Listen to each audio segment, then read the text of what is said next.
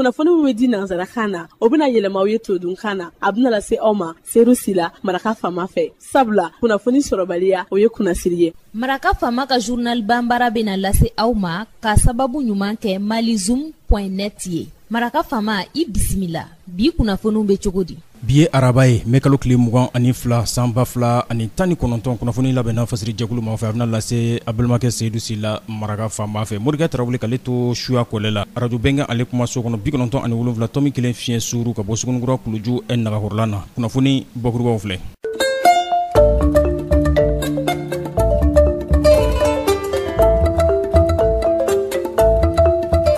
DDR n'u ko ma ko ka marifatigi kɔrɔw k'olu dagayɔrɔ kelen k'u bolo marifaw minɛwula de k'u bolo don maamakoɲa ciw la k'olu maa 1909 Banyango olu bɛna kɛ wolomasiri taaba ye an ka wolomasiri taaba kulu olu cɛla yanni juin kalo nata cɛ. Conseil national de la société civile baraɲɔgɔnya ani pôle économique et financier ni ɲɔgɔn cɛ Bamakɔ yan u ye tile kelen hakili jagabɔ kɛnɛ sigi a kɛra bi dunya in na Memorial Modibo Keita o kɔnɔna na ka hakilina falen kɛ yuruguyurugu kɛlɛsiraw olu taamacogow kan. Laada ale kulayara club 66 jagokundi u ka tɔndenw ma a bɛɛ senna maa 3 min n'olu ye garijɛgɛ sɔrɔ dɔgɔkun tɛmɛlen in na olu y'u ka $1,000,000 chèque olu ye o minɛ. Club 66 ma u dagayɔrɔ la Sulemanibugu la Kulikoro sirabada la. Bamaliba ko jɔyɔrɔ 4 bɛ ale bolo sanu bɔ la farafina o bondakun kan. Dongbaro la kumabaw olu ye nin ye minnu bɛna walawala aw ye sisadani na aw ni ce Maraka Fama ka journal Bambara lamɛli la.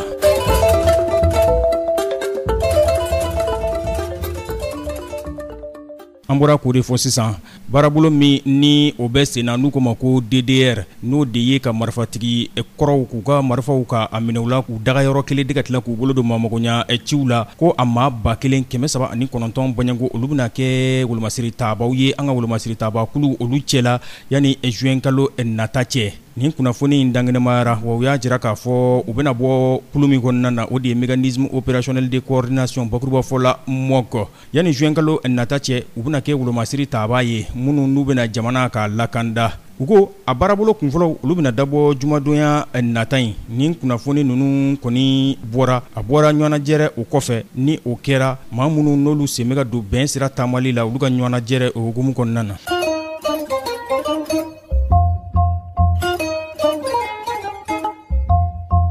Jamanadenw ka fara ɲɔgɔn kan kuluba min bɛ n'u ka ma Conseil national de la société civile baraɲɔgɔnya ani pôle économique et financier de Bamako o ni ɲɔgɔn cɛ u ye hakili jagabɔ kɛnɛ sigi bi dunya in na. Memorial Modibo Keita o kɔnɔna na yuruguyurugu kɛlɛcogo u bɛ se ka hakili jagabɔ kɛ u taa siraw kan cogo min na nin bɛ bila minɛnkɔnɔ baarabolo min n'u ko ma jamana foroba sɔrɔw o ɲɛdama fo ka taa se musow olu sen bɛ se ka don fɛn min ka dɔn ka fɔ jamana maracogo la cogo min na a tɔrɔmɔɲɔbɔ affaire mondiale Canada maaw olu de ye o waleya yuruguyurugu ale kɔni ye taabolo ye mun bɛ jamana ka ɲɛta a b'o don galama la kosɛbɛ farafin jamanaw Mali ale tɛna to kɔ o ko la kɛlɛbolo ale kan ka wuli bɛɛ lajɛlen sen bɛ don kɛlɛbolo min na o de kosɔn jamanadenw ka nin fara ɲɔgɔn kan kulu Conseil national de la société civile ale kɔni bɛ fara ɲɔgɔn kan kulu caman a b'o de fara ɲɔgɔn kan n'a sigira sen kan kabini san 2003 waati o de kosɔn u ko u ni jamana fangamarabaw u ka bolofara minnu ɲɛsin bɛ yuruguyurugu kɛlɛli ma n'olu bɛ se ka baara kɛ jamanadenw ka ɲɛdama sira minnu bɛ yen n'u kan k'o taama u bɛ se k'o taama cogo min na. Procureur commune 3 n'ale ɲɛsin bɛ pôle économique u ka baarabolo olu waleyali ma Mamadu Banjugu Jawara a bɛ ɲɛfɔli k'an ye. Ne de procureur ye min ye be commune 3 tribunal la bi ne de chargé le pôle économique et financier la c'est-à-dire que yɔrɔ min dabɔlen bɛ ka yuruguyurugu ni nafolodun juguya k'o kɛlɛ an yɛrɛ y'a jateminɛ k'a fɔ ko an ka baara in kɔnɔ an yɛrɛ tɛ se ka ɲɛ sɔrɔ a la fiyewu ni société civile tɛ f'olu de ka fara an kan olu dɔrɔn tɛ dɛ mais olu ye jɔyɔrɔba ye parce que société civile a bɛɛ b'a kɔnɔ presse b'a kɔnɔ fɛngɛ wɛrɛw b'a kɔnɔ donc a bɛɛ de b'a kɔnɔ donc an y'a ye k'a fɔ ko ja olu yɛrɛ an ka jɔkun ye ka yuruguyurugu kɛlɛ olu yɛrɛ fana ta ye ka yuruguyurugu kɛlɛ mais puisque an bɛɛ bɛ ka yuruguyurugu kɛlɛ an ka fara ɲɔgɔn kan société civile jɔyɔrɔ ka bon parce que yuruguyurugu a ma bɔ sanfɛ ka cun koyi ala ma a cun an kan koyi anw yɛrɛ de ye yuruguyurugu in sigi an minnu b'a fɔ an yɛrɛ ma k'an ye société civile an ye kelen de on de nana yo on de nana ni système ye mais mɔgɔ tɛ se ka wuli n'anw fana tɛ o donc i y'a ye k'a fɔ ko ni yuruguyurugu fɔra bɛɛ b'a hakili la ko karisa don karisa tɛ non an bɛɛ de don donc société civile ka jɔyɔrɔba ye mun ye c'est à dire que anw yɛrɛ ka baara n bɛ kuma n'anw ka baara de an ka baara cadre kɔnɔna na olu ka dɛmɛ ye d'abord ka information lase ka communication kɛ ka mɔgɔw éduquer yuruguyurugu yɛrɛ kan fɔlɔ yuruguyurugu yɛrɛ mun ye parce que mɔgɔ caman b'a fɔ yuruguyurugu mais en réalité n'an donna a yuruguyurugu yɛrɛ kɔnɔna na o t'a dɔn mais société civile de kan k'o kɛ fɔlɔ o ye kelen ye société civile fana ye groupe de pression de ni jamana mɔgɔw sen sumayara a la ou bien tribunal sen sumayara la olu de kan k'an pousser olu de kan k'an pousser k'an jagɛlɛya pour que an kana hésiter an ka don a la donc an b'a fɔ ma groupe de pression o y'u ka jɔyɔrɔ bɛɛ an filɛ nin k'a fɔ salle kɔnɔ yan n k'an ka comité de veille citoyen dɔ sigi o b'a to kunnafoni bɛɛ bɛ di c'est à dire transparence c'est à dire min ye ka jɛya lutter ka société civile de fana bɛ se ka o favoriser anw ka se ka baara a jɛman k'a labɔ k'a da n'o tɛ n'an yɛrɛ ko k'an bɔ k'a fɔ mɔgɔ b'a fɔ ko an m'an yɛrɛ fɔ la mais olu de n'an mana baara kɛ ɲɔgɔn fɛ o mana min ye n'u ye min lakali o de don i m'a ye salle kɔnɔ n y'a fɔ n ko société civile ye parce que o ye mɔgɔw organiser len de i b'a dɔn yuruguyurugu in c'est à dire que an b'a fɔ min ma poignée de personnes mɔgɔ damadɔw de organiser len to olu kɛlen bɛ ka jama minɛ u kɛlen bɛ k'u digi jama kan olu bɛ jama tulu bɔ mais jama min désorganisé len don donc mun b'a to sisan an bɛ s'u la o ye organisation ye o de kama an bɛɛ bɛ se ka se donc société civile n'a ma organiser a bɛna kuma buruburu corruption kan ka sɔrɔ a ma i sen da corruption yɛrɛ bɛ c'est à dire yuruguyurugu yɛrɛ bɛ yɔrɔ min yɛrɛ la c'est à dire u t'o dɔn a ko yɛrɛ la u t'a dɔn u bɛna min bɛ ye kɛnɛ kan u bɛna o de fɔ pendant que a dun fɛn in organiser len bɛ à des niveaux i tɛ se ka hakili tɛ se ka min ye parce que c'est intelligence infraction de c'est-à-dire que c'est les gens les plus intelligents qui organisent donc maintenant il faut que Mamadou Sensita info mais allez autorité de parce que allez be conseil national de patronat ayo ɲɛmɔgɔ de autorité de do sariya dɔ ko ni autorité fɛn ko ni y'a dɔn ko mɔgɔ dɔ ye ko dɔ kɛ yuruguyurugu ta fan fɛ par exemple an b'o de kuma na k'i ka na k'i ko o dénoncer procureur de bon fɛn dalu minnu b'i bolo pièce minnu fana b'i bolo min ye bila k'a fɔ k'i k'o fana communiquer a ma bon ne hakili la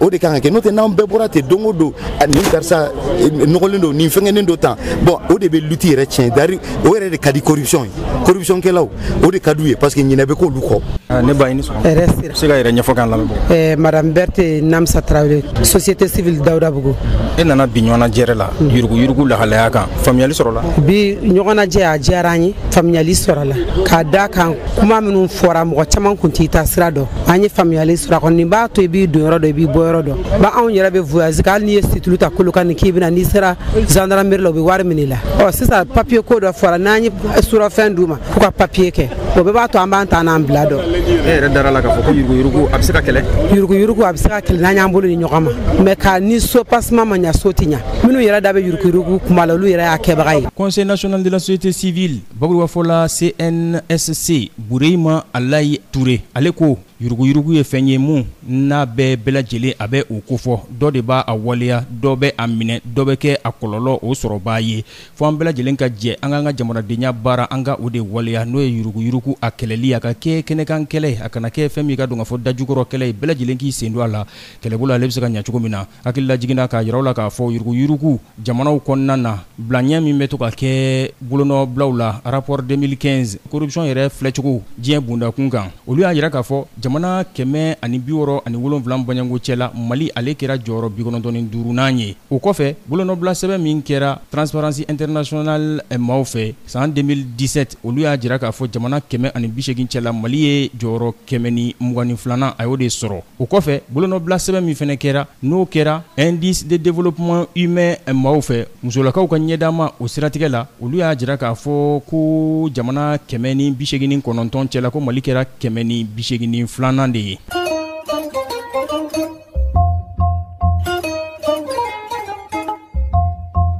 Club 66 a ye laada kuraya dɛ nin y'a siɲɛ 10nan ye u bɛ jagokun ta ka di maa 3 bɔɲango ma minnu ye garijɛgɛ sɔrɔ n'u ko ma ko capital d'amorçage olu ka tɔrɔmɔɲɔn chaki dira olu ma $1 bɔɲango u kelen kelen club 66 o dagayɔrɔ la Sulemani bugu la Kulukoro Esirabada la. Club 66 yɛrɛ bangera ni maliden dɔ de ka hakilina ye n'u ko ma ko Abu Jarasuba ni ale mena lamɛrikɛn jamana na kosɛbɛ sɔrɔ busonba do a bɛ don min na i ko bi a ko club 66 olu ye a ŋaniya k'a kɛ jɛrɛjɛkulu ye n'o ye association ye mun tɛ tɔnɔ ɲini a ka baara la a ka laɲini ye ka baara dayɛlɛ maaw ye cogo min na a sigikan ye ɲɔgɔn dɛmɛdonɲɔgɔnya baarabolo dayɛlɛ fo ka taa se bilasirali ani kuwadow ma yaasa maaw bɛ se ka baara kɛ nɔgɔya la cogo min na n'u ka jagokun ye a ko yaasa i ka kɛ olu ka tɔnden ye 2000 baɲango i b'o de sara o bɛ carte o b'o d'i ma mun bɛ se ka tɔnɔ caman lase i ma dɔgɔkun o dɔgɔkun 45 i bɛ o sara n'a y'i ja san kɔnɔ o bɛ bɛn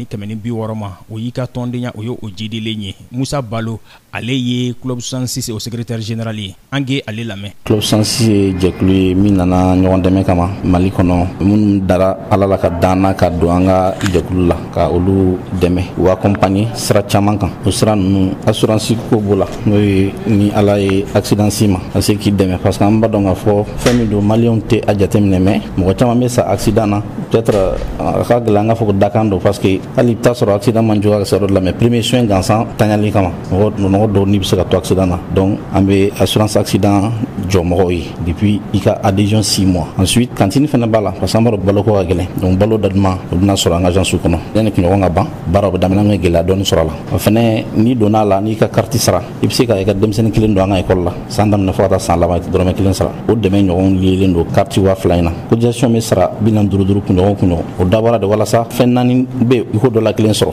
i yɛrɛ ni dingɔ la n'o ye nafolomugu ye ka se k'i yɛrɛ dɛmɛ i ka projet sigi sen kan 1,000,000 walima ka bourse d'étude n'o ye kalan i ka kalan sara walima i ka formation ko sara ou bien ka taa hiji la walima dugukolo ni dugukolo de ka di ye Bamakɔ lamini na titre foncier d'i ma mètre carré 300 tɔgɔ la tali seri ma don min na fo k'a sɔrɔ i bɛ jour la o kɔrɔ ye mun i ka 2000 sara o i b'i ka 45 sara kunɲɔgɔn o de b'a to tali bɛ se ka d'i ma donc n'i ye a jateminɛ an y'a daminɛ a bɛ kunɲɔgɔn 11 bɔ sisan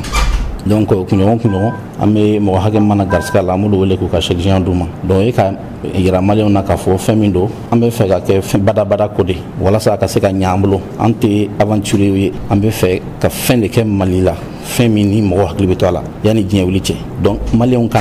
na u ka n'u tɔgɔ sɛbɛn a la an bɛ min ɲini risque min b'a la n'i y'a o jɔ a nafa kɛrɛfɛ i bɛ don a la. Huissier de justice Suleiman Koulibaly étude maître Kaba Keita ale ko maa minnu bɛ jagokun sɔrɔ 1,000,000 dɔgɔkun na o ye maaw ye minnu taara ka t'u tɔgɔ sɛbɛn ka tɔndenya hakɛw dafa 100 sarada la 75 sugandili bɛ kɛ olu cɛla tɔ 25 o ye maa minnu nana kɔsan fɛ sugandili bɛ kɛ olu fana de cɛla n'u ko ma tirage au sort yaasa olu bɛ se ka tɔrɔmuɲɛ k'a lasɔrɔ cogo min na Fuseni Layiko ale ye club 66 o kunnafoni di sira o ɲɛnabɔbaa ye ale ko hali ni 2000 se tɛ i ye 45 n'i b'o sara dɔgɔkun o dɔgɔkun n'o bɛ bɛn 2060 ma san kɔnɔ k'o bɛ se ka kɛ sababu ye e sen bɛ don jagokun o sɔrɔli la maa 3 min n'olu ye garijɛgɛ sɔrɔ nin dɔgɔkun na o ye Alassane Kunta ye Kadiatu Sise olu bɛ Bamakɔ yan Dramane Dugure ale ye garijɛgɛ sɔrɔ Kucala premier quartier la ale bɔra yen ka na ka 1,000,000 minɛ Alassane Kunta a y'a ka nisɔndiya dangɛnɛma yan. Ne yɛrɛ kɔni se ka nisɔndiya dan mɔgɔ minnu bɛ se ka mɔgɔw dɛmɛ tan nɔ comme ça vraiment mot tɛ n bolo ka fɔ hali bi Ala k'u sara a ba wari dira an funu mɛnɛ ma an ka se k'a kɛ k'a ɲa pour que mɔgɔ wɛrɛw b'a sɔrɔ n'a sarali ko ɲuman n'o kɔni b'o ɲini bɛɛ fɛ minnu ma da la minnu donnen a la k'u inscrire n'u ma da la n'u tɛ k'a wari sara u ka continuer k'a sara parce que ne bɛ se k'a fɔ garijɛgɛ ko in na peut-être ne ka chance bɔra sarali la n b'a sara régulièrement club 66 mɔgɔw vraiment ne t'a dɔn n b'u fo cogoya min na a diyara ne ye cogoya min na Ala k'u dɛmɛ baara in na Ala k'u bolo mɛn a la Ala k'u sara Ala k'u bolo mɛn baara in na 1,000,000 n bɛ jago k'a la parce que je suis un bénévole mais n bɛ continuer n bɛ jagomisɛnninw kɛ n'a ye pour que ka se ka wari sara dɔɔni ani n yɛrɛ bɛ nafa sɔrɔ a la fɛnɛ. Ka hakilina jigin kɛ k'a fɔ aw ye club 66 a secrétaire général Musa Balo ka fɔ la a ko olu bɛ maa 60 de la bi tɔnden na olu ka laɲini u ka tɔnden ka maa 1,000,000 sɔrɔ yaasa fɛn min ka dɔn ka fɔ san 2019 octobre kalo la u ka tɔndenw bɛ se ka taa u den kelen tɔgɔ sɛbɛn fu la cogo min na u ka kalansow olu kɔnɔna na ani san o san u ka se ka maa 1,160 ka dugukolo san ka d'olu ma 1,000,000 fo ka taa se fɛn min ka dɔn ka fɔ kalan bolo tɔrɔmuɲɔ n'o ye bourse professionnelle ye n'o bɛ taa 1,000,000 bɔɲango la ka o labila maa 200 bɔɲango ye san na ani san na u bɛ se ka maa 200 k'olu bila ka taa iji la cogo min na mun bɛ bɛn sefa wari 2,100,000 ma.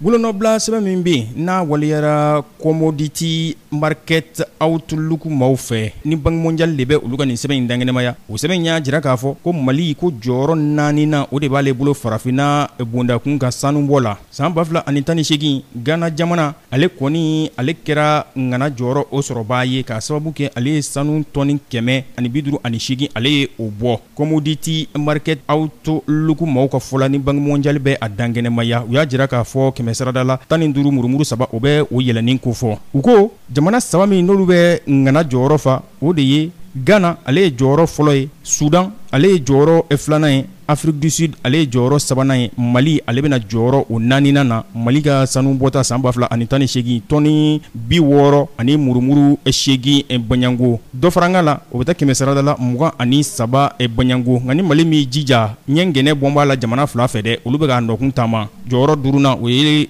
Laginɛ ye jɔyɔrɔ 6nan o ye Burkina Faso ye ni ne bɛ dan sigi bi la la min labɛnna fasiri jɛkulu ma fɛ ka lase balimakɛ Seydou Sila Maraka Fama fɛ Morikɛ Tarawele k'ale to suya kɔlɔ la ni Ala ma ka jɔnya jɔna sini an na ɲɔgɔn sɔrɔ yan kunnafoni kuraw k'olu lase aw ma n'a b'a fɛ ka segin ka Maraka Fama ka journal Bambara la a bɛ taa malizoom.net ale sanfɛ www.malizoom.net Maraka Fama ka journal Bambara ka kunnafoni jatara ka laselibaw n'a bɛɛ lajɛlen ye ne b'aw fɔ ka wale ɲuman dɔn k'a fɔ aw k'an bɛn sini ni Ala subhanahu wa taala n'a jɛna n'a ye Maraka Fama ka bi journal Bambara lasera aw ma k'a sababu ɲuman kɛ malizoom.net ye